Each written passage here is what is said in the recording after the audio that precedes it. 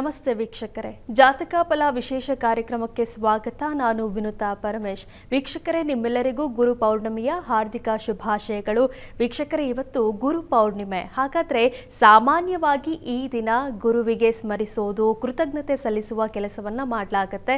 ಹಾಗಾದರೆ ಈ ದಿನವೇ ಗುರು ಪೌರ್ಣಿಮೆಯನ್ನು ಯಾಕಾಗಿ ಆಚರಿಸಲಾಗುತ್ತೆ, ಹಿನ್ನೆಲೆ ಏನು, ನಿಜವಾಗ್ಲೂ ಗುರು ಅಂದರೆ ಯಾರು ಅನ್ನೋದರ ಬಗ್ಗೆ ಇವತ್ತಿನ ಈ ಕಾರ್ಯಕ್ರಮದಲ್ಲಿ ನಾವು ತಿಳಿಸ್ಕೊಡ್ತಾ ಹೋಗ್ತೇವೆ. ಮೊದಲಿಗೆ ಕಾರ್ಯಕ್ರಮಕ್ಕೆ ಪ್ರಾಜ್ಞರಾದ ಶ್ರೀ ಶ್ರೀಕಂಠ ಶಾಸ್ತ್ರಿಗಳನ್ನು ಸ್ವಾಗತಿಸೋಣ. ಶಾಸ್ತ್ರಿಗಳೇ, ಕಾರ್ಯಕ್ರಮಕ್ಕೆ ಸ್ವಾಗತ. ಗುರು ಪೌರ್ಣಮಿಯ ಶುಭಾಶಯಗಳು. ನಮಸ್ಕಾರಗಳು. ಶಾಸ್ತ್ರಿಗಳೇ, ನಾನು ಈಗಾಗಲೇ ಹೇಳಿದೆ, ಇವತ್ತು ವಿಶೇಷವಾದ ದಿನ ಗುರು ಪೌರ್ಣಿಮೆ. ಹಾಗಾದರೆ ಈ ದಿನದ ಆಚರಣೆ ಹಾಗೂ ಹಿನ್ನೆಲೆ ಬಗ್ಗೆ ತಿಳಿಸೋದಾದರೆ? ಶ್ರೀ ಗುರುಭ್ಯೋ ನಮಃ. ಹರಿ ಓಂ. ಮೂರ್ತಿತ್ವೇ ಪರಿಕಲ್ಪಿತ ಶಶಿಭೃತೋ ವರ್ತ್ಮ ಪುನರ್ಜನ್ಮನ ಮಾತ್ಮೇತ್ಯಾತ್ಮವಿದಾಂ ಕೃತಶ್ಚ ಯಜತಾಂ ಭರತ ಅಮರ ಜ್ಯೋತಿಷಾಂ ಲೋಕಾನಾಂ ಪ್ರಳಯೋದ್ಭವ ಸ್ಥಿತಿ ವಿಭಶ್ಚಾನೇಕಧಾಯ ಶ್ರಿತೌ ವಾಚನ್ನ ಸದದಾತ್ಮನೇಕ ಕಿರಣಃ ತ್ರೈಲೋಕ್ಯ ದೀಪೋ ರವಿಃ. ವ್ಯಾಸಾಯ ವಿಷ್ಣುರೂಪಾಯ ವ್ಯಾಸರೂಪಾಯ ವಿಷ್ಣವೇ ನಮೋ ವೈ ಬ್ರಹ್ಮನಿಧಯೇ ವಾಸಿಷ್ಠಾಯ ನಮೋ ನಮಃ. ಸಮಸ್ತರಿಗೆ ವ್ಯಾಸಪೂರ್ಣಿಮಾ, ಗುರುಪೂರ್ಣಿಮಾ, ಈ ದಿವ್ಯ ಭವ್ಯ ಮಹೋನ್ನತವಾದ ಈ ಶುಭ ದಿನದ ಶುಭ ಕಾಮನೆಗಳು. ಈ ದಿವಸದ ವಿಶೇಷತೆಯನ್ನು ನಾವು ಅರ್ಥ ಮಾಡಿಕೊಳ್ಳೋ ಪೂರ್ವದಲ್ಲಿ ಹೊತ್ತಿನ ಪಂಚಾಂಗವನ್ನು ಗಮನಿಸಿಕೊಳ್ಳೋಣ. ಶ್ರೀ ಪರಾಭವನಾಮ ಸಂವತ್ಸರ ದಕ್ಷಿಣಾಯಣ ಆಷಾಢ ಮಾಸ ಶುಕ್ಲಪಕ್ಷವಾಗಿದೆ. ಈ ದಿವಸ ಬುಧವಾರವಾಗಿರ್ತಕ್ಕಂಥದ್ದು. ಪೌರ್ಣಮಿ ತಿಥಿ, ಉತ್ತರಾಷಾಢ ನಕ್ಷತ್ರ. ಈ ದಿವಸ ವ್ಯಾಸಪೂರ್ಣಿಮಾ, ಗುರುಪೂರ್ಣಿಮಾ ಅಂತೆಲ್ಲ ಈ ದಿನವನ್ನು ಕರೆಯಲಾಗುತ್ತೆ. ನಮ್ಮೆಲ್ಲರಿಗೂ ಗೊತ್ತಿದೆ, ಈ ದಿವಸ ಗುರುಪೂರ್ಣಿಮೆ ಎಲ್ಲ ಗುರುಗಳ ಆರಾಧನೆ, ಗುರುಗಳನ್ನು ಸ್ಮರಣೆ ಮಾಡ್ಕೊಳ್ತಕ್ಕಂಥದ್ದು, ಅವರನ್ನು ಗೌರವಿಸ್ತಕ್ಕಂಥದ್ದು, ಅವರಿಗೆ ನಮಸ್ಕಾರ ಸಲ್ಲಿಸ್ತಕ್ಕಂಥದ್ದು, ಒಬ್ಬ ಟೀಚರ್ನಿಂದ ಹಿಡಿದು ಯತಿಗಳವರೆಗೆ ಇದು ಬೆಳೆದು ಬಂದಿದೆ. ವಸ್ತುತಃ ಯಾಕೆ ಈ ಗುರುಪೌರ್ಣಿಮೆಯನ್ನು ಆಚರಿಸ್ತೀವಿ, ಯಾರನ್ನು ಕುರಿತಾಗಿ ಗುರು ಅಂತ ನಾವು ದೃಷ್ಟಿಯಲ್ಲಿಟ್ಟುಕೊಂಡು ಈ ಒಂದು ಆರಾಧನೆ ಮಾಡ್ತೀವಿ ಅನ್ನೋದನ್ನು ನಾವು ಅರ್ಥ ಮಾಡ್ಕೊಳ್ಬೇಕು. ಗುರುಪೌರ್ಣಿಮೆ ನಾನು ಆಗಲೇ ಹೇಳಿದ ಹಾಗೆ ವ್ಯಾಸಪೂರ್ಣಿಮಾ. ಇದು ವೇದವ್ಯಾಸರು ಹುಟ್ಟಿದಂಥ ದಿವಸ. ವೇದವ್ಯಾಸರ ಚರಿತ್ರೆಯನ್ನು ನಾವು ಗಮನಿಸಿದರೆ ಎಂಥ ಮಹೋನ್ನತ ವ್ಯಕ್ತಿಯವರು. ಅವರು ಬೇರೆ ಎಲ್ಲ ಮಹರ್ಷಿಗಳೇ. ಅವರ ಒಂದು ಜೀವನವನ್ನು, ಆ ಪರಿಪಾಕವನ್ನು ಗಮನಿಸ್ಕೊಂಡ್ರೆ ಗುರುವಿನ ಮೌಲ್ಯ ಅಲ್ಲಿ ಅಡಕವಾಗಿದೆ ಅನ್ನೋದು ನಮಗೆ ಸ್ಪಷ್ಟವಾಗುತ್ತೆ. ಹೀಗಾಗಿ ನಾವು ಈ ದಿವಸ ಅವರ ಹೆಸರಿನಲ್ಲಿ ಗುರುಪೌರ್ಣಿಮೆಯನ್ನು ಆಚರಿಸ್ತಾ ಇದ್ದೀವಿ. ಅವರ ಜೀವನ ಮೌಲ್ಯ ಹಾಗಿದೆ. ಒಂದು ಸಲ ನಾವು ಅವರ ಜೀವನವನ್ನು ಗಮನಿಸೋಣ. ಮಿತ್ರಾವರ್ಣರು ಅಂತ, ಅವರಿಗೆ ಊರ್ವಶಿಯಲ್ಲಿ 2 ಸಂತಾನವಾಗುತ್ತೆ. ಒಬ್ಬರು ಅಗಸ್ತ್ಯರು, ಮತ್ತೊಬ್ಬರು ವಸಿಷ್ಠರು. ಈ ವಸಿಷ್ಠರಿಗೆ, ವಸಿಷ್ಠ ಮಹರ್ಷಿಗಳು, ಅವರಿಗೆ ಒಬ್ಬ ಮಗ ಶಕ್ತಿ ಅಂತ. ಶಕ್ತಿಗೆ ಅದೃಶ್ಯಂತಿ ಅಂತಕ್ಕಂಥ ಒಬ್ಬ ಹೆಂಡತಿ. ಈ ಶಕ್ತಿ, ಅದೃಶ್ಯಂತಿ, ಇವರಿಗೆ ಒಬ್ಬ ಮಗ. ಅವರ ಹೆಸರು ಪರಾಶರರು ಅಂತ. ಪರಾಶರ ಸ್ಮೃತಿ ನಮಗೆ ಚೆನ್ನಾಗಿ ಗೊತ್ತಿದೆ. ಈ ಪರಾಶರರು ಒಂದು ಸಲ ಈ ಯಮುನಾ ತೀರದ ಸಮೀಪದಲ್ಲಿ ಸಾಗುತ್ತಾ ಇರುವಾಗ ಒಂದು ದೋಣಿ, ಆ ದೋಣಿಯಲ್ಲಿ ಒಬ್ಬ ದೋಣಿಯನ್ನು ನಡೆಸುವ ಆಕೆ ಸತ್ಯವತಿ ಅಂತ. ಆಕೆ ಕಣ್ಣಿಗೆ ಕಾಣಿಸ್ಕೊಳ್ತಾಳೆ, ತುಂಬ ರೂಪಸಿ. ಆದರೆ ಅವರಿಗೆ ಆ ರೂಪಕ್ಕಿಂತ ಹೆಚ್ಚಾಗಿ ಕಂಡದ್ದು ಅವಳ ಪೂರ್ವಜನ್ಮ ವೃತ್ತ ಅಂತ. ಅವಳೊಬ್ಬ ಅಪ್ಸರ ಸ್ತ್ರೀ, ಅಚ್ಚೋದೆ ಅಂತ. ಅದು ನೆನಪಾಗುತ್ತೆ. ಓಹೋ, ಆಕೆಗೊಂದು ವರ ಪ್ರದ ಮಾಡುವ ಆಕೆ ಒಂದು ವರವನ್ನು ಬೇಡಿರ್ತಾಳೆ ಬ್ರಹ್ಮನ ಬಳಿಯಲ್ಲಿ. ನನಗೆ ತಾನೇ ವಸ್ತುತಃ ವಿಶೇಷ ವ್ಯಕ್ತಿಯಾಗಿ ನಾನು ಕಾಣಿಸ್ಕೊಳ್ಬೇಕು ಅಂತ ಕೇಳ್ಕೊಂಡಿರ್ತಾಳೆ. ಅದು ಸದ್ಯಕ್ಕೆ ಸಾಧ್ಯವಿಲ್ಲ, ಆದರೆ ನಿನ್ನ ಮಗ ಬಹಳ ವಿಶೇಷ ವ್ಯಕ್ತಿ ಅಂತ ಅನ್ನಿಸ್ಕೊಳ್ತಾನೆ ಅಂತ ಹೇಳಿ ಒಂದು ವರ ಇರ್ತದೆ. ಅದು ಇವರಿಗೆ ನೆನಪಾಗುತ್ತೆ. ಆ ವರವನ್ನು ಈಡೇರಿಸಬೇಕಾಗಿದೆ ಅನ್ನೋ ದೃಷ್ಟಿಯಲ್ಲಿ ಆಕೆ ಬೆಸ್ತರ ಕನ್ಯೆ. ಹತ್ತಿರ ಹೋದರೆ ತುಂಬ ಮೀನಿನ ವಾಸನೆ. ಇವರು ಕಮಂಡಲದ ನೀರನ್ನು ತೆಗೆದುಕೊಂಡು ಒಂದು ಸಲ ಹೀಗೆ ಪ್ರೋಕ್ಷಣೆ ಮಾಡಿದ್ರು. ಆ ದುರ್ಗಂಧವೆಲ್ಲ ಹೊರಟು ಹೋಗಿ ಸುಗಂಧ ಆವರಿಸಿಬಿಡ್ತು. ಯೋಜನಗಂಧಿ ಅಂತ ಸುಮಾರು ಒಂದು ಯೋಜನ ದೂರದಷ್ಟು ಆಕೆಯ ಪರಿಮಳ, ಸುಗಂಧವಾದ ಪರಿಮಳ ಬೀರ್ತಾ ಇದ್ಲು. ಸರಿ, ಆ ದೋಣಿಯಲ್ಲಿ ಪ್ರಯಾಣ ಮಾಡಿದ್ರು. ನಿನ್ನ ಅಪೇಕ್ಷೆ ಇದು ಈ ಜನ್ಮದ್ದಲ್ಲ, ಪೂರ್ವಜನ್ಮದ್ದು. ಹೀಗಾಗಿ ನೀನು ಅಪೇಕ್ಷೆ ಪಟ್ಟ ಹಾಗೆ ನಿನಗೊಬ್ಬ ಸತ್ಸಂತಾನ ನಾನೀಗ ಕರುಣಿಸ್ತೀನಿ ಅಂತ ಹೇಳಿ ಅವಳಲ್ಲಿ ಸಂಯೋಗ ಹೊಂದಿ ಅವರಿಬ್ಬರಿಗೆ ಜನ್ಮಿಸಿದವರು ಕೃಷ್ಣದ್ವೈಪಾಯನರು. ಕೃಷ್ಣ ಅಂದರೆ ಕಪ್ಪು ಅಂತ. ಸತ್ಯವತಿ ಹಾಗೆ ಕಪ್ಪಾಗಿದ್ದಳು. ತಂದೆಯ ವರ್ಣ ಬರಲಿಲ್ಲ, ಅಂದರೆ ಆ ಬಣ್ಣ ಬರಲಿಲ್ಲ. ತಾಯಿ ಬಣ್ಣ ಮಗನಿಗೆ ಬಂತು. ಆದರೆ ತಂದೆಗೆ ಈ ಮಗು ವಿದ್ಯಾವಂತನಾಗಬೇಕು, ಶಾಸ್ತ್ರಗಳನ್ನು ನಿರೂಪಣೆ ಮಾಡ್ತಕ್ಕಂಥ ಶ್ರೇಷ್ಠ ಮಹರ್ಷಿಯಾಗಬೇಕು ಅನ್ನೋ ದೃಷ್ಟಿಯಲ್ಲಿ ನಾನು ಇವನನ್ನು ವಿದ್ಯಾಭ್ಯಾಸಕ್ಕೆ ಕರ್ಕೊಂಡು ಹೋಗ್ತೀನಿ ಅಂತ ಹೇಳಿ ಕರೆದುಕೊಂಡು ಹೊರಟರು. ಅವರ ಸಂತಾನ, ಅವುಗಳ ಹುಟ್ಟು ಅವೆಲ್ಲ ಬಹಳ ವಿಶೇಷವಾಗಿರುತ್ತೆ. ಕಾರಣ, ವಿಶೇಷ ವ್ಯಕ್ತಿಗಳು ಒಬ್ಬರ ಸಂಪರ್ಕಕ್ಕೆ ಬಂದು ಸಂತಾನವಾದರೆ ಆ ಸಂತಾನವೂ ಮಹತ್ತರವಾಗಿರುತ್ತೆ. ಹುಟ್ಟಿದ ಹಾಗೇ ಅವರು ಬಾಲಕರಾಗ್ಬಿಟ್ರು. ಅದೆಲ್ಲ ವಿಶೇಷ ಸಂದರ್ಭಗಳ ಭಗವಂತನ ಕೃಪೆಯಿಂದ ಹಾಗಾಗುತ್ತೆ. ಅದನ್ನು ಪ್ರಶ್ನೆ ಮಾಡೋ ಹಾಗಿಲ್ಲ ನಾವು. ಆ ರೀತಿಯಲ್ಲಿ ಆ ಕೃಷ್ಣ ವರ್ಣದಲ್ಲಿ ಹುಟ್ಟಿದ ಮಗು ಮತ್ತು ಆ ಯಮುನೆಯ ದ್ವೀಪದಲ್ಲಿ ಹುಟ್ಟಿದ ಕಾರಣದಿಂದಾಗಿ ಕೃಷ್ಣ ದ್ವೈಪಾಯನ ಅನ್ನುವ ಹೆಸರು ಆ ಮಗುವಿಗೆ ನಾಮಕರಣವಾಯಿತು.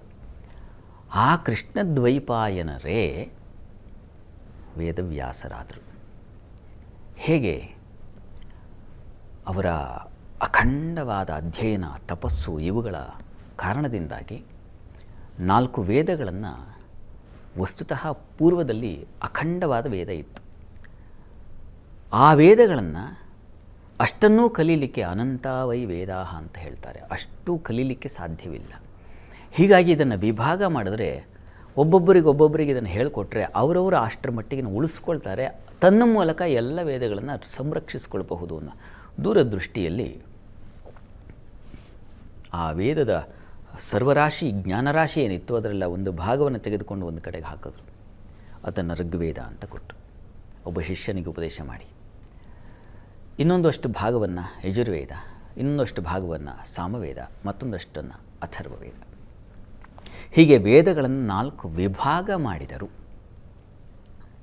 ವೇದಗಳನ್ನು ಹೀಗೆ ವಿಂಗಡಿಸಿದ ಕಾರಣದಿಂದಾಗಿ ಅವರಿಗೆ ವೇದವ್ಯಾಸರು ಅಂತ ಹೆಸರಾಯಿತು.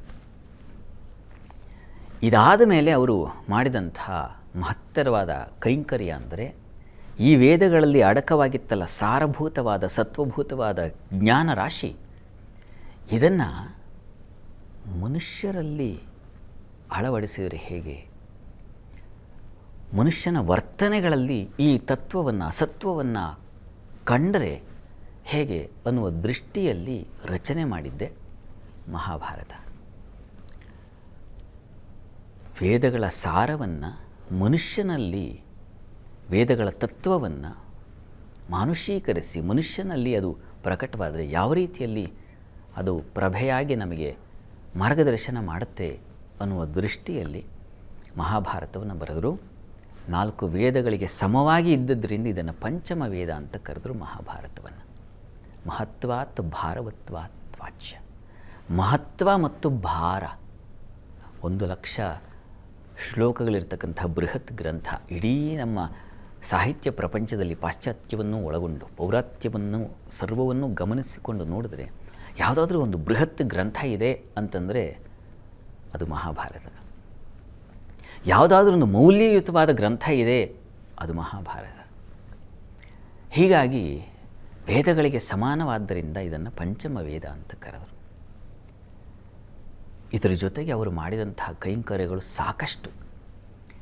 ಜ್ಞಾನಿಗಳಿಗೆ, ತತ್ವ ಜಿಜ್ಞಾಸುಗಳಿಗೆ ಈ ಸೃಷ್ಟಿಯ ಉತ್ಪತ್ತಿ ಹೇಗೆ, ಸೃಷ್ಟಿ ಯಾರಿಂದ ಆಗ್ತಾಗಿದೆ, ಜೀವ ಬ್ರಹ್ಮ ಇವುಗಳ ವಿಚಾರಗಳೇನು, ಇಂಥ ಒಂದು ರಹಸ್ಯ ವಿಚಾರಗಳನ್ನು ತಿಳಿಸುವ ಜ್ಞಾನ ಸ್ತರದಲ್ಲಿ ಅತ್ಯಂತ ಮೂರ್ಧನ್ಯ ಸ್ಥಾನದಲ್ಲಿ ಇರತಕ್ಕಂಥ ಬ್ರಹ್ಮಸೂತ್ರಗಳನ್ನು ಅವರು ವಿರಚಿಸಿದ್ದು ವೇದವ್ಯಾಸರು. ಅಷ್ಟೇ ಅಲ್ಲ, ಸಾಮಾನ್ಯರಿಗೆ ಬದುಕಿನ ಉತ್ತಮ ಮಾರ್ಗದರ್ಶನ ಯಾವುದು ಅಂತ ತೋರಿಸಿಕೊಡಲಿಕ್ಕಾಗಿ ಸೂತ್ರಗಳನ್ನು, ಸ್ಮೃತಿಗಳನ್ನು ರಚಿಸಲಿಕ್ಕೆ ತಮ್ಮ ಶಿಷ್ಯಂದರಿಗೆ ಹೇಳಿದ್ದು ಶಾಂಡಿಲ್ಯ ಶಿಷ್ಯರು. ತನ್ಮೂಲಕ ಸೂತ್ರಗಳು ಬಂದವು. ಅಷ್ಟಲ್ಲದೆ ಅವರು ಯೋಗ ಭಾಷ್ಯವನ್ನು ಬರೆದರು. ವ್ಯಾಸಭಾಷ್ಯ ಅಂತಲೇ ಅದಕ್ಕೆ ಹೆಸರು. ಯೋಗ ಸೂತ್ರಗಳಿಗೆ ಯಾರು ಪತಂಜಲಿ ಮಹರ್ಷಿಗಳ ಆ ಯೋಗ ಚಿಂತನೆ ಇದೆ, ಅದಕ್ಕೆ ಬೆಳಕಾಗಿರ್ತಕ್ಕಂಥವರು ನಮ್ಮ ವೇದವ್ಯಾಸರ ಭಾಷ್ಯ. ಇಷ್ಟಲ್ಲದೆ ಅವರು ನಮಗೆ ಮಾಡಿದ ಮಾರ್ಗದರ್ಶನ ಸಾಮಾನ್ಯರಿಗೆ, ಇದೆಲ್ಲ ಅರಿವಿನಿಂದ ಮೇಲ್ಪಂಕ್ತಿಯಲ್ಲಿ ಇರ್ತಕ್ಕಂಥವ್ರಿಗಾದರೆ ಸಾಮಾನ್ಯರಿಗೆ ಕೊಟ್ಟದ್ದವರು ಮಹಾಭಾರತ. ಮಹಾಭಾರತದಲ್ಲಿ ಅವರು ಮನುಷ್ಯ ಯಾವ ಸಂದರ್ಭದಲ್ಲಿ ಹೇಗೆ ವರ್ತಿಸಬೇಕು ಇದನ್ನು ತಮ್ಮ ಬದುಕನ್ನೂ ಮೊದಲುಗೊಂಡು ಬೇರೆ ಬೇರೆಯವರ ಬದುಕುಗಳನ್ನು ತೋರಿಸ್ತಾ ವಿಶೇಷ ಮಾರ್ಗದರ್ಶನ ಮಾಡಿದ್ರು. ಅದನ್ನು ಸ್ವಲ್ಪ ಮಟ್ಟಿಗೆ ನಾವು ಕಾಣ್ತಾ ಹೋಗೋಣ. ಮೊದಲನೇದಾಗಿ ಅವರ ಜೀವನವೇ. ಹುಟ್ಟು ಅಂತಕ್ಕಂಥದ್ದು ಅವರಾಗಿದ್ದು ಬೆಸ್ತರ ಕನ್ಯೆಗೆ, ಮಹರ್ಷಿಗಳ ಸಂತಾನ ಪರಾಶರರಿಗೆ. ಬ್ರಾಹ್ಮ ಮತ್ತು ಈ ಯಾವುದನ್ನು ನಾವು ಶೂದ್ರ ಅಂತ ಕರಿತೀವೋ ಆ ಒಂದು ಸಮನ್ವಯತೆಯನ್ನು ಅವರ ಜೀವನದಲ್ಲೇ ನಾವು ಕಾಣ್ತೀವಿ. ವಸ್ತುತಃ ನಾವು ಜಾತಿ ಗೀತಿ ಅಂತ ಈಗಿನ ಕಾಲದಲ್ಲೂ ಕಿತ್ತಾಡ್ತಾ ಇದ್ದೀವಿ. ಅದು ಕಾರಣ ಸರ್ಕಾರ ಮತ್ತು ರಾಜಕಾರಣಿಗಳ ಒಂದು ಅಜೆಂಡಾ ಬಿಡಿ. ವಸ್ತುತಃ ನಮ್ಮಲ್ಲಿ ಹೇಗಿದೆ, ಪರಂಪರೆಯಲ್ಲಿ ಹೇಗಿದೆ, ಭಾರತೀಯ ಪರಂಪರೆ ಹೇಗೆ ಕಂಡಿದೆ ಅಂತಂದರೆ, ವಸಿಷ್ಠರು ಬ್ರಹ್ಮಮಾನಸ ಪುತ್ರರು. ವಸಿಷ್ಠರ ಪರಂಪರೆಯಲ್ಲಿ ಬಂದವರು ಪರಾಶರರು. ಆ ಪರಾಶರ ಮಗ ಶಕ್ತಿಯ ಮಗ ಪರಾಶರರು. ಈ ಪರಾಶರರು ಬ್ರಾಹ್ಮವನ್ನು ಪ್ರತಿನಿಧಿಸಿದರೆ ಸತ್ಯವತಿ ಒಬ್ಬ ಬೆಸ್ತರ ಕನ್ಯೆ. ಇಲ್ಲಿ ಎಲ್ಲಿದೆ ಜಾತಿ? ಅಂತ್ಯ ಜಾತಿಯಾದರೂ ಕೂಡ ಆಕೆಯಲ್ಲಿ ಒಬ್ಬ ಶ್ರೇಷ್ಠ ಬ್ರಹ್ಮ ಸಂತಾನವನ್ನು ಕಾಣಬೇಕು ಅನ್ನೋ ದೃಷ್ಟಿಯಲ್ಲಿ ಪರಾಶರರು ಆಕೆಯನ್ನು ಹೊಂದಿದರು. ಸಮಾನತೆಯನ್ನು ತಂದವರು ಮೊಟ್ಟ ಮೊದಲಿಗೆ ವೇದವ್ಯಾಸರ ತಂದೆ. ಹೀಗಾಗಿ ಅವರ ಹುಟ್ಟಿನಿಂದಲೇ ನಾವು ಗಮನಿಸ್ಕೊಂಡು ಬಂದರೆ ಸಮಾಜದ ಏರುಪೇರುಗಳನ್ನು ಹೀಗಲ್ಲ, ಹುಟ್ಟಲ್ಲ ಪ್ರಧಾನ, ಜಾತಿ ಅಲ್ಲ ಪ್ರಧಾನ, ನಾವು ಪಡೆದುಕೊಳ್ಳುವ ಅರಿವು, ಜ್ಞಾನ ಇವುಗಳ ಸಂಪಾದನೆ ಅತ್ಯಂತ ಮುಖ್ಯ, ಜೀವನ ಮೌಲ್ಯ ಬಹಳ ಮುಖ್ಯ ಅನ್ನೋದನ್ನು ಅವರ ಹುಟ್ಟಿನಿಂದ ಪ್ರತಿನಿಧಿಸ್ತಾ ಬಂದಿದ್ದಾರೆ ವೇದವ್ಯಾಸರು. ಅದಾದ ನಂತರದಲ್ಲಿ ದ್ರೌಪದಿಯ ವಿವಾಹ, 5 ಜನರನ್ನು ವಿವಾಹವಾಗಬೇಕಾ ಬೇಡವಾ ಅನ್ನೋ, ಇದು ಸರಿನಾ ತಪ್ಪ ಅನ್ನೋ ಗೊಂದಲವಿದ್ದಾಗ ಅಲ್ಲೂ ಕೂಡ ಆಕೆ ಇದ್ದರೆ ಪಾಂಡವರ ಆ ರಾಜ್ಯಭಾರ ಮಾಡಲಿಕ್ಕೆ ಅನುಕೂಲ ಆಗುತ್ತೆ, ಅವಳ ವಿವೇಚನೆ ಮಾರ್ಗದರ್ಶನ ಅವರಿಗೆ ಬೇಕಾಗಿದೆ. ಅಂಥ ಸ್ತ್ರೀ ಹೆಣ್ಣಿನ ಕಡೆಗಣನೆಯನ್ನು ನಾವು ಕಾಣ್ತೀವಿ ಈಗಲೂ ಕೂಡ. ಆದರೆ ಮಹಾಭಾರತ ಕಾಲದಲ್ಲಿ ವ್ಯಾಸರು ಮಾಡಿದ್ದು ಅವಳಲ್ಲಿ ಬುದ್ಧಿವಂತಿಕೆ ಇದೆ, ಅದನ್ನು ಗುರುತಿಸ್ಕೊಳ್ಬೇಕು. ಒಂದು ಹೆಣ್ಣು ಗಂಡು ತಾರತಮ್ಯವಿಲ್ಲ. ಆ ಬುದ್ಧಿವಂತಿಕೆಯಿಂದ ರಾಜ್ಯಕ್ಕೆ ಸಹಕಾರವಾದರೆ ಅದನ್ನು ಮಾನ್ಯ ಮಾಡಬೇಕು ಅನ್ನೋ ದೃಷ್ಟಿಯಲ್ಲಿ ಅವರಿಗೆ ತಿಳಿವನ್ನು ಹೇಳಿದರು. ಆಕೆ ಶಿವನನ್ನು ಪ್ರಾರ್ಥಿಸಿ 5 ಬಾರಿ ವರವನ್ನು ಕೇಳಿದ್ಲಪ್ಪ, ನನಗೆ ಒಳ್ಳೆಯ ಗಂಡ ಬೇಕು, ಪತಿ ಬೇಕು ಅಂತ. ಈ ಕಾರಣದಿಂದಾಗಿ 5 ಬಾರಿ ಕೇಳಿದ್ಲಲ್ಲ ಅಂತ 5 ಜನರನ್ನು ಕರುಣಿಸಿದ್ದಾನೆ ಶಿವ. ಹೀಗಾಗಿ ಗೊಂದಲ ಬೇಡ, ಇದು ಶಿವಪೂಜೆ, ಶಿವನ ಸಮ್ಮತಿ, ಶಿವಾನುಗ್ರಹ ಅಂತ ಹೇಳಿ ವಿವಾಹ ಮಾಡಿಸಿ ಅಂತೂ ಆಕೆಯನ್ನು ಪಾಂಡವರಿಗೆ ಗಂಟು ಹಾಕಿದ್ರು. ಒಂದು ಹೆಣ್ಣಿನಲ್ಲಿರ್ತಕ್ಕಂಥ ಮೌಲ್ಯವನ್ನು ಗುರುತಿಸಿ ಆ ಹೆಣ್ಣಿಗೆ ಒಂದು ಮಾನ್ಯತೆಯನ್ನು ತಂದುಕೊಟ್ಟರು. ತನ್ಮೂಲಕ ಆಕೆಯೇ ಮಹಾಭಾರತದ ಮುಖ್ಯ ಪಾತ್ರ ಮಾಡಿದರು. ಇದಾದ ಮೇಲೆ ನಾವು ಕಾಣ್ತಕ್ಕಂಥದ್ದು ವನವಾಸ ಸಂದರ್ಭದಲ್ಲಿ ನಮ್ಮೆಲ್ಲರಿಗೂ ಬರತಕ್ಕಂಥ ಪರಿಸ್ಥಿತಿಯನ್ನು ವೇದವ್ಯಾಸರು ಬಹಳ ಚೆನ್ನಾಗಿ ವಿವರಿಸ್ತಾರೆ. ಕೇಳಿ, ಈ ಅಂಶವನ್ನು ತಾವು ಗಮನಿಸಬೇಕು, ಬಹಳ ಮುಖ್ಯವಾದದ್ದು. ಧರ್ಮರಾಯ ವನವಾಸದಲ್ಲಿದ್ದಾನೆ. ತುಂಬ ಅವರು ಇವರು ಎಲ್ಲೆಲ್ಲಿ ಋಷ್ಯಾಶ್ರಮಗಳು ಸಿಗುತ್ತೋ ಅಲ್ಲೆಲ್ಲ ಹೋಗಿ ನನಗೆ ಯಾಕೆ ಈ ಕಷ್ಟ ಬಂತು, ನನಗಿಂತಲೂ ಇನ್ನೂ ಕಷ್ಟಪಟ್ಟವ್ರು ಯಾರಾದರೂ ಇದ್ದಾರಾ, ಅಥವಾ ಈ ಕಷ್ಟಕ್ಕೆ ಪರಿಹಾರ ಏನು, ಹೀಗೆ ಎಲ್ಲೆಲ್ಲಿ ಹೋದರೆ ಯಾವ್ಯಾವ ಆಶ್ರಮಕ್ಕೆ ಹೋದರೆ ಅಲ್ಲಲ್ಲಿ ಕೇಳ್ಕೊಳ್ತಾ ಬರ್ತಾ ಇದ್ದ. ವೇದವ್ಯಾಸರು ಆ ಸಂದರ್ಭದಲ್ಲಿ ಬಂದರು. ಅಪ್ಪ, ನೀನು ಹೀಗೆ ಎಷ್ಟು ವ್ರತ ಮಾಡಿದ್ರು, ಎಷ್ಟು ಉಪದೇಶ ಕೇಳಿದ್ರು ಪ್ರಯೋಜನ ಇಲ್ಲ. ನಾವು ಸಂಕಟ ಬಂದಾಗ ಯಾವುದೋ ವ್ಯಥೆ ಬಂದಾಗ ಪೂಜೆ ಪುನಸ್ಕಾರ ಜ್ಯೋತಿಷಿಗಳು ಇವರು ಅವರು ಅಲ್ದಾಡ್ತೀವಿ. ಯಾರು ಗುರು ಸಿಗ್ತಾರೆ, ಯಾವ ಮಠದಲ್ಲಿ ಅನುಕೂಲ ಆಗುತ್ತೆ, ಹೀಗೆ ಅಲ್ದಾಡ್ತೀವಿ. ವ್ಯಾಸರ ಮಾತು ಗಮನಿಸ್ಕೊಳ್ಳಿ. ಧರ್ಮರಾಯ, ನೀನು ಹೀಗೆ ಉಪನ್ಯಾಸಗಳನ್ನು ಕೇಳ್ತಾ ಇದ್ದರೆ, ಜ್ಯೋತಿಷ್ಯವನ್ನು ಕೇಳ್ತಾ ಇದ್ದರೆ, ವ್ರತಗಳನ್ನು ಮಾಡ್ತಾಯಿದ್ರೆ ಪ್ರಯೋಜನವಿಲ್ಲ. ಸ್ಪಷ್ಟ ಮಾಡ್ಕೊಳ್ಳಿ. ಕಷ್ಟ ಬಂದಾಗ ವ್ರತ ಬೇಕು, ಒಂದು ಮನಸ್ಸಿನ ಸಮಾಧಾನಕ್ಕೆ ಬೇಕು. ಬಹಳ ಮುಖ್ಯವಾಗಿ ವ್ಯಾಸರಿ ಹೇಳಿದ್ದೇನಪ್ಪ ಅಂದರೆ, ಹೇಳಿದ್ರು, ನೀನು ಇಂದ್ರಕೀಲ ಪರ್ವತಕ್ಕೆ ಹೋಗಿ ತಪಸ್ಸನ್ನು ಮಾಡಯ್ಯ, ಶಿವನಿಂದ ವರವನ್ನು ಪಡ್ಕೊಳ್ಳಯ್ಯ. ಶಿವನಿಂದ ವರವನ್ನು ಪಡೆದು ನೀನು ಅಸ್ತ್ರ ಶಸ್ತ್ರಗಳನ್ನು ಪಡ್ಕೊಳ್ಬೇಕು. ಯುದ್ಧವನ್ನು ಗೆಲ್ಲಬೇಕು ಅಂದರೆ ಅಸ್ತ್ರಶಸ್ತ್ರಗಳು ಬೇಕು. ಹೀಗೆ ಪೂಜೆ ವ್ರತ ಮಾಡೋದರಿಂದ ಮನಸ್ಸಿನ ಬಲ ಬರ್ತೀವಿ ವಿನಃ ತೋಳು ಬಲಕ್ಕೇನು. ಹೀಗಾಗಿ ವ್ಯರ್ಥ ಮಾಡ್ತಾ ಇದ್ದೀರಾ ನೀವು ಕಾಲವನ್ನು, ಹೋಗಿ ತಪಸ್ಸು ಮಾಡುವಂತ. ನಾವು ಜೀವನದಲ್ಲಿ ಇದು ಮಾಡಬೇಕಾಗಿರುತ್ತೆ. ಕಷ್ಟ ಬಂದಾಗ ವ್ರತ ಬೇಕು ಮನಸ್ಸಿನ ದೃಢತೆಗೆ. ಅದಾದ ನಂತರ ತಪಸ್ಸು ಮಾಡಬೇಕು. ಒಬ್ಬ ವಿದ್ಯಾರ್ಥಿ ಓದದೇ ಇದ್ದರೆ, ನಾನು ಪೂಜೆ ಮಾಡ್ಕೊಂಡಿರ್ತೀನಿ, ಆಂಜನೇಯ ಸ್ವಾಮಿ ಪೂಜೆ ಮಾಡ್ತೀನಿ ಅಂದರೆ ಆಂಜನೇಯ ಬಂದು ಎಕ್ಸಾಮ್ ಬರೀತಾನ? ಸಾಧ್ಯವಿಲ್ಲ. ನಾವೇ ಬರೀಬೇಕು. ಹೀಗಾಗಿ ಅಧ್ಯಯನ ಮಾಡಬೇಕು. ವ್ಯಾಸರು ಹೇಳಿದ ತಿಳಿವು ನೋಡಿ. ಅಧ್ಯಯನ ಬೇಕು, ಕಷ್ಟಪಡಬೇಕು, ಅರ್ಜನೆ ಮಾಡಬೇಕು. ಇಂಥ ತಿಳಿವುಗಳು ನಮಗೆ ಮಹಾಭಾರತದಲ್ಲಿ ಕಾಣ್ತಾ ಹೋಗುತ್ತೆ. ಧೃತರಾಷ್ಟ್ರನಿಗೂ ಮಾಡಿದ್ರು. ಆ ಅವಿವೇಕಿ ಮೂಢ ಕೇಳಿಸ್ಕೊಳ್ಳಿಲ್ಲ ಇವರ ಮಾತನ್ನು. ಹೀಗೆ ನಾವು ವ್ಯಾಸರ ಜೀವನವನ್ನು, ಅವರ ಅಗಾಧ ವಿಸ್ತಾರವಾದ ಅವರ ಮಾರ್ಗದರ್ಶನ, ಆ ಪಂಕ್ತಿಗಳನ್ನು ಗಮನಿಸ್ತಾ ಹೋದರೆ ನಮಗೆ ಎಲ್ಲ ಕಡೆ ಆ ಗುರುತ್ವ ಕಾಣ್ತಾ ಹೋಗುತ್ತೆ. ಒಂದು ಬ್ರಹ್ಮಸೂತ್ರ ಬರೆಯೋದರಿಂದ ಹಿಡಿದು ಒಬ್ಬ ಸಾಮಾನ್ಯರಿಗೆ ಈ ರೀತಿಯ ಜೀವನದ ಉಪದೇಶ ಮಾಡುವವರೆಗೆ ಪ್ರತಿ ಹಂತಗಳಲ್ಲೂ ಅವರು ಎಲ್ಲರಿಗೂ, ಸಾಮಾನ್ಯರಿಂದ ಹಿಡಿದು ಜಿಜ್ಞಾಸುಗಳವರೆಗೆ ಗುರುವಾಗಿ ನಿಲ್ತಾರೆ. ಈ ಕಾರಣದಿಂದಾಗಿ ವ್ಯಾಸರನ್ನು ಶ್ರೇಷ್ಠ ಗುರು ಅಂತ ನಮ್ಮ ಪರಂಪರೆ ಒಪ್ಪಿಕೊಂಡಿದೆ.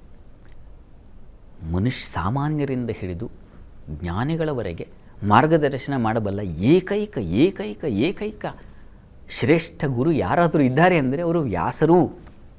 ಹೀಗಾಗಿ ಅವರ ಜನ್ಮದಿನವನ್ನು ಗುರುಪೌರ್ಣಿಮಾ ಅಂತ ನಮ್ಮ ಪರಂಪರೆ ಒಪ್ಪಿಕೊಂಡು ಅದನ್ನು ಆರಾಧಿಸಿಕೊಂಡು ಬರ್ತಾ ಇದೆ.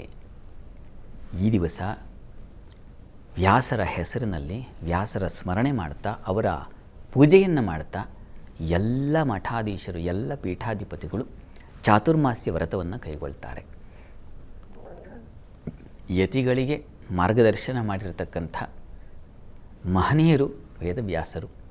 ಶಂಕರರಾಗಿರಬಹುದು, ಮಧ್ವರಾಗಿರಬಹುದು, ರಾಮಾನುಜರಾಗಿರಬಹುದು. ಇವರು ಮೂರೂ ಜನ ವ್ಯಾಸರು ರಚಿಸಿದಂಥ ಬ್ರಹ್ಮಸೂತ್ರಗಳಿಗೆ, ಭಗವದ್ಗೀತೆಗೆ, ಉಪನಿಷತ್ತುಗಳಿಗೆ ವ್ಯಾಖ್ಯಾನವನ್ನು ಬರೆದರು. ತ್ರಯಾಚಾರ್ಯರು, ಯಾರು ಯತಿ ಆ ಪರಂಪರೆಯಲ್ಲಿ ಮೂರ್ಧನ್ಯ ಸ್ಥಾನದಲ್ಲಿದ್ದಾರೋ ಶಂಕರರು, ಈ ನಮ್ಮ ತ್ರಯಾಚಾರ್ಯರು ಕೂಡ, ಅವರು ಆಶ್ರಯ ಪಡೆದಿದ್ದು ವೇದವ್ಯಾಸರು ರಚಿಸಿರ್ತಕ್ಕಂಥ ಮಹಾಭಾರತದ ಭಗವದ್ಗೀತೆ, ಅವರು ವಿರಚನೆ ಮಾಡಿರತಕ್ಕಂಥ ಕಠಿಣವಾಗಿರ್ತಕ್ಕಂಥ ಬ್ರಹ್ಮಸೂತ್ರಗಳಿಗೆ ವ್ಯಾಖ್ಯಾನ ಬರೆದರು. ಹೀಗಾಗಿ ಯತಿಗಳಿಗೆ ಗುರುವಾಗಿರ್ತಕ್ಕಂಥವರು ವೇದವ್ಯಾಸರು.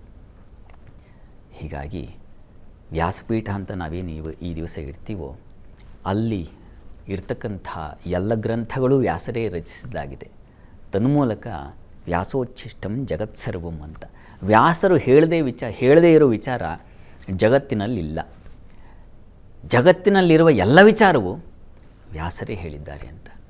ಹೀಗಾಗಿ ಇಂಥವರಿಗಲ್ವಾ ನಾವು ಗುರು ಅಂತ ನಮಸ್ಕಾರ ಮಾಡಬೇಕಾಗಿರತಕ್ಕಂಥದ್ದು.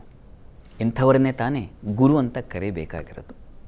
ನಾವು ಯಾರನ್ನು ಗುರು ಅಂತ ಇದ್ದೀವಿ ಸ್ವಲ್ಪ ಯೋಚನೆ ಮಾಡಿ. ಕಂಡವರಿಗೆಲ್ಲ ಗುರು ಅಂತಿರಲ್ಲ. ವ್ಯಾಸರ ಶ್ರೇಷ್ಠತೆ, ಮೌಲ್ಯ, ಆ ಸ್ಥಾನ ಎಲ್ಲಿದೆ? ಸಣ್ಣ ಬೀದಿ ಬದಿಯಲ್ಲಿ ಏನೋ ಒಂದು ಹೇಳ್ತಾ ಇರತಕ್ಕಂಥವ್ರನ್ನೂ ನಾವು ಗುರು ಅಂತ ಕರೆದ್ರೆ ಆ ಸ್ಥಾನವನ್ನು ನಾವು ಎಲ್ಲಿಗೆ ಇಳಿಸ್ತಾ ಇದ್ದೀವಿ ಯೋಚನೆ ಮಾಡಿ ದಯವಿಟ್ಟು. ಹೀಗಾಗಿ ಈ ಗುರುಪೂರ್ಣಿಮೆ ದಿವಸವಾದರೂ ಗುರು ಅಂದರೆ ಯಾರು? ಗುರುವಿನ ಮಹತ್ವ ಏನು? ಬದುಕಿಗೆ ಗುರುವಿನ ಬೆಳಕು ಎಷ್ಟರ ಮಟ್ಟಿಗೆ ಬೇಕಾಗಿದೆ? ವಸ್ತುತಃ ಗುರುವಿನ ಶಕ್ತಿ, ಅಗಾಧತೆ ಇದೇನು? ಇದನ್ನು ನಾವು ಅರ್ಥ ಮಾಡಿಕೊಳ್ಳದೆ ಸುಮ್ಮನೆ ನಾನು ಗುರುಪೂರ್ಣಿಮೆ ಆಚರಿಸ್ತೀನಿ ಅಂತೇಳಿ ಒಂದು ಹೂವನ್ನು ಕೊಡೋದು ಅಥವಾ ಇನ್ನೇನೋ ಸಿಹಿ ಹಂಚೋದು ಆದರೆ ಇದಕ್ಕೆ ಅರ್ಥ ಇಲ್ಲ. ಈ ಗುರುಪೌರ್ಣಿಮೆ ದಿವಸ ನಾವು ವ್ಯಾಸರನ್ನು ಅರ್ಥ ಮಾಡಿಕೊಳ್ಬೇಕು. ವ್ಯಾಸರ ಕೃತಿಗಳನ್ನು ಅಧ್ಯಯನ ಮಾಡಬೇಕು. ಕನಿಷ್ಠ ಭಗವದ್ಗೀತೆಯನ್ನು ಅರ್ಥ ಮಾಡಿಕೊಳ್ಳೋ ಪ್ರಯತ್ನ ಮಾಡೋಣ. ಬ್ರಹ್ಮಸೂತ್ರ ಬೇರೆ ವಿಚಾರ, ಅದಾಗಲಿಲ್ವ ಕನಿಷ್ಠ ಮಹಾಭಾರತದ ಸತ್ವವನ್ನಾದರೂ ಅರ್ಥ ಮಾಡಿಕೊಂಡ್ರೆ ವೇದವನ್ನೇ ತಿಳಿದ ಹಾಗಾಗುತ್ತೆ ಅಂತ ನಾನು ಪ್ರಾರಂಭದಲ್ಲಿ ಹೇಳಿದೆ. ಈ ದೃಷ್ಟಿಯಲ್ಲಿ ಈ ದಿವಸ ವ್ಯಾಸಪೂಜೆಯನ್ನು, ವ್ಯಾಸರನ್ನು ನಾವು ಆ ಪಟವನ್ನಿಟ್ಟು ವ್ಯಾಸರಿಗೆ ನಮಸ್ಕಾರವನ್ನು ಸಲ್ಲಿಸಿ ಅವರ ಮುಂದೆ ನಿಂತು ಗುರುರ್ ಬ್ರಹ್ಮ ಗುರುರ್ ವಿಷ್ಣು ಗುರುರ್ದೇವೋ ಮಹೇಶ್ವರ ಗುರುರ್ ಸಾಕ್ಷಾತ್ ಪರಬ್ರಹ್ಮ ತಸ್ಮೈ ಶ್ರೀ ಗುರವೇ ನಮಃ. ಇದು ಪರಬ್ರಹ್ಮನಿಗಿಂತಲೂ ಬೇರೆ, ಪರಬ್ರಹ್ಮ ವಸ್ತು ಬೇರೆಯಲ್ಲ, ಗುರು ಬೇರೆಯಲ್ಲ, ಸಾಕ್ಷಾತ್ ಪರಬ್ರಹ್ಮ ಅಂತಲೇ ಕೊನೆಯ ಸಾಲು. ಇಂಥ ವ್ಯಾಸರಿಗೆ ಬ್ರಹ್ಮಮಾನಸ ಪುತ್ರರೇ ಆಗಿದ್ದಾರೆ. ಬ್ರಹ್ಮನ ಮನಸ್ಸಿನಿಂದ ಜನಿಸಿದಂಥವರು ವಸಿಷ್ಠರು.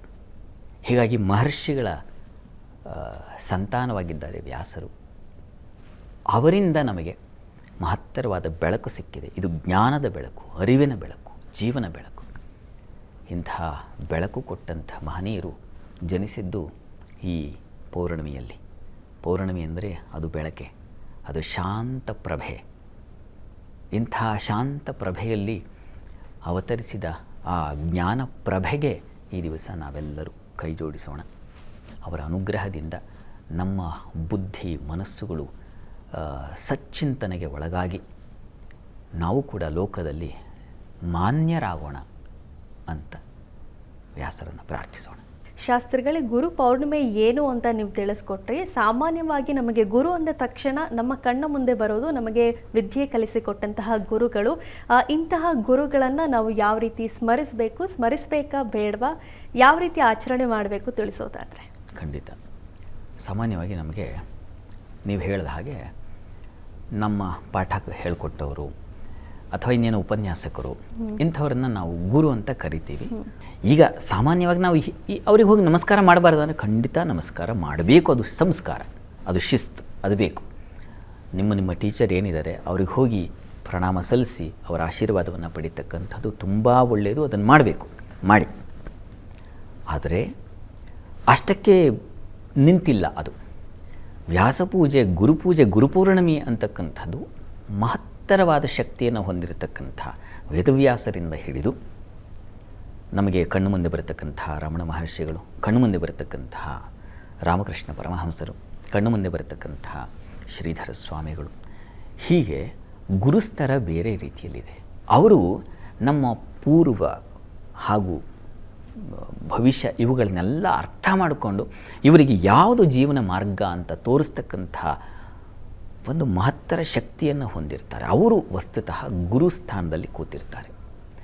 ನಾವು ಸಾಮಾನ್ಯವಾಗಿ ಮಠಾಧಿಪತಿಗಳನ್ನು ಗುರುಗಳು ಅಂತ ಭಾವಿಸ್ತಕ್ಕಂಥ ತುಂಬ ಉತ್ತಮ. ಅವರನ್ನು ಜಗದ್ಗುರು, ಈ ಶೃಂಗೇರಿ ಪೀಠಾಧಿಪತಿಗಳನ್ನು ಜಗದ್ಗುರು ಅಂತ ಕರೀತಾರೆ. ಅಲ್ಲಿ ಎಲ್ಲ ಪ್ರಶ್ನೆಗಳಿಗೆ ಉತ್ತರ ಸಿಗುತ್ತೆ ಅನ್ನೋ ಕಾರಣಕ್ಕೆ ಆ ಗುರುಸ್ತರ ಇದೆ. ಎಷ್ಟೋ ಜನ ಮಂತ್ರಾಲಯಕ್ಕೆ ಹೋಗ್ತಾರೆ, ಅಲ್ಲಿ ಗುರುಪೀಠ ಇದೆ. ಆ ಗುರುಗಳಿಗೆ ಅವರನ್ನು ಗುರು ಅಂತ ಭಾವಿಸಿ ಅವರಿಗೆ ನಮಸ್ಕಾರ ಮಾಡ್ತಕ್ಕಂಥದ್ದು ಇದು. ಈ ಒಂದು ಪದ್ಧತಿ, ಈ ಒಂದು ಸಂಸ್ಕಾರ ಪ್ರತಿಯೊಬ್ಬರಿಗೆ ಬೇಕು. ಹಾಗಾಗಿ ಈ ದಿವಸ ಅಂಥ ಯತಿಗಳನ್ನು ಕಂಡು ಅವರಿಗೆ ನಮನಗಳನ್ನು ಸಲ್ಲಿಸ್ತಕ್ಕಂಥದ್ದು ಒಂದು ಸೂಕ್ತ, ಒಂದು ದಾರಿ. ಗುರುಪೌರ್ಣಿಮೆ ಆಚರಿಸುವ ಒಂದು ಸರಳ ಮಾರ್ಗ. ಅದರ ಹೊರತಾಗಿ ವ್ಯಾಸರ ಪೂಜೆಯನ್ನೇ, ವ್ಯಾಸರ ಫೋಟೋ ಸಿಗುತ್ತೆ, ಅದನ್ನೇ ನಮಸ್ಕಾರ ಮಾಡಿ ಮಹಾಭಾರತವನ್ನು, ಬ್ರಹ್ಮಸೂತ್ರವನ್ನು ಇಟ್ಟು ಪೂಜೆ ಮಾಡಿ ಕನಿಷ್ಠ ಅದರ ಸಾರ ಏನು ಅಂತ ಅರ್ಥ ಮಾಡಿಕೊಂಡು ನಮ್ಮ ಜೀವನಕ್ಕೆ ಆ ಮೌಲ್ಯವನ್ನು ಅಳವಡಿಸ್ಕೊಂಡ್ರೆ ಅದು ತುಂಬ ಉನ್ನತವಾದ ಗುರುಪೂಜೆ ಅಂತ ಅನ್ನಿಸ್ಕೊಳ್ಳುತ್ತೆ. ಈ ರೀತಿಯಲ್ಲಿ ಸರಳವಾಗಿ ನಾವು ಗುರುವನ್ನು ಆರಾಧಿಸಿ ಗೌರವಿಸಿ ನಾವು ಮಹೋನ್ನತರಾಗಬಹುದು. ಸರಿ ಶಾಸ್ತ್ರಿಗಳೇ, ಈ ಒಂದು ವಿಶೇಷವಾದ ದಿನ ವ್ಯಾಸರ ಜನ್ಮದಿಂದ ಹಿಡಿದು ಮಹಾಭಾರತದವರೆಗೂ ಅವರು ನಡೆದು ಬಂದ ಹಾದಿಯ ಬಗ್ಗೆ ಸಾಕಷ್ಟು ವಿಚಾರಗಳನ್ನು ನಮ್ಮ ವೀಕ್ಷಕರಿಗೆ ತಿಳಿಸ್ಕೊಟ್ರಿ. ಇಷ್ಟೊತ್ತು ಕಾರ್ಯಕ್ರಮದಲ್ಲಿ ಭಾಗಿಯಾಗಿದ್ದಕ್ಕೆ ಧನ್ಯವಾದ. ಸರ್ವೇ ಜನಾಃ ಸುಖಿನೋ ಭವಂತು, ಸಮಸ್ತ ಸನ್ಮಂಗಳಾನಿ ಭವಂತು. ಎಲ್ಲರಿಗೂ ಶುಭವಾಗಲಿ. ವೀಕ್ಷಕರೇ, ಇದಾಗಿತ್ತು ಇವತ್ತಿನ ಜಾತಕ ಫಲ ವಿಶೇಷ. ನೇರ ದಿಟ್ಟ ನಿರಂತರ ಸುದ್ದಿಗಾಗಿ ನೋಡ್ತಾ ಇರಿ ಏಷ್ಯಾನೆಟ್ ಸುವರ್ಣ ನ್ಯೂಸ್. ನಮಸ್ಕಾರ.